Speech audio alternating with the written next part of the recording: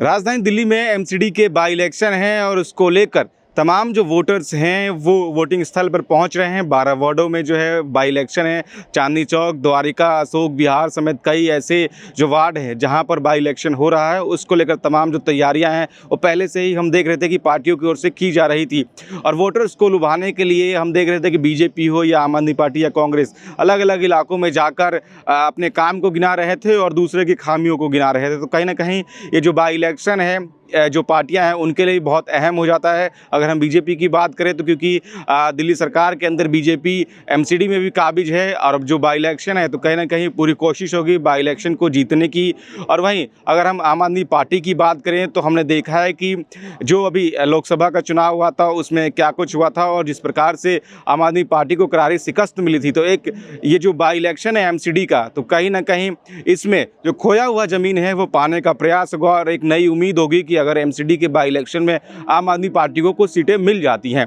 वहीं अगर कांग्रेस की बात करें तो अब ये देखने वाली बात कांग्रेस के लिए होगी, क्योंकि कांग्रेस भी हम देख रहे हैं कि पिछले कई वर्षों से दिल्ली के अंदर संघर्ष करती हुई नजर आ रही है। तो अगर बाई इलेक्शन में हाथ का साथ कांग्रेस को थोड़ा बहुत मिलता है तो कहीं ना कहीं जो उम्मीद की किरण है दिल्ली में एक बार फिर से जो कांग्रेस तलाशने की कोशिश कर रही है उसमें कहीं ना कहीं फ़ायदा होता हुआ नजर आएगा।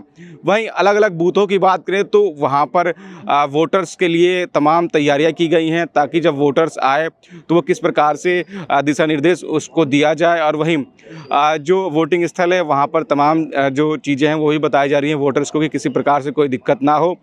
वोटर्स वहाँ पहुँच रहे हैं और अपने जो मत का है वो प्रयोग कर रहे हैं। दिल्ली के अंदर एमसीडी की बात करें तो वहाँ पर कई बार हम देखते हैं कि जो कूड़े का ढेर है उसको लेकर, साफ़ सफाई को लेकर कई बार लोग शिकायतें करते हुए नज़र आते हैं। तो अमूमन जब लोग वोट डालने जाते हैं तो इन सभी चीज़ों को ध्यान में रखते हुए ही अपने मत का प्रयोग करते हैं। और अब जब 3 दिसंबर को वोटों की गिनती होगी तो उस दौरान भी हम देखेंगे कि जो वोटर्स है उसका जो मत है उसने किस पे भरोसा जताया, क्योंकि बाई इलेक्शन है। ऐसे में बाई इलेक्शन से ये तय हो जाता है कि आने वाले समय में जो वोटर्स का मूड है वो क्या कुछ रहने वाला है। तो 12 वार्डों में जो चुनाव है वो चुनाव कहीं ना कहीं आने वाले जो एमसीडी का इलेक्शन होगा उसमें भी कहीं ना कहीं काफ़ी ज़्यादा जो है खरा साबित होगा। अब देखने वाली बात ये होगी, हालांकि आम आदमी पार्टी इस प्रयास में ज़रूर है कि जो खोया हुआ जनाधार है वो बाई इलेक्शन के जरिए कुछ उम्मीद की किरण बनता हुआ नजर आए। लेकिन अब जब 3 दिसंबर को जब गिनती होगी तो देखने वाली बात होगी कि क्या एक बार फिर से लोगों ने बाई इलेक्शन में भी बीजेपी पर भरोसा जताया है या नहीं, कुछ बदलाव की आशंका है। और आम आदमी पार्टी या कांग्रेस, इनके लिए कुछ उम्मीद की किरण इस बाई इलेक्शन से निकलकर नजर आती हुई नजर आएगी।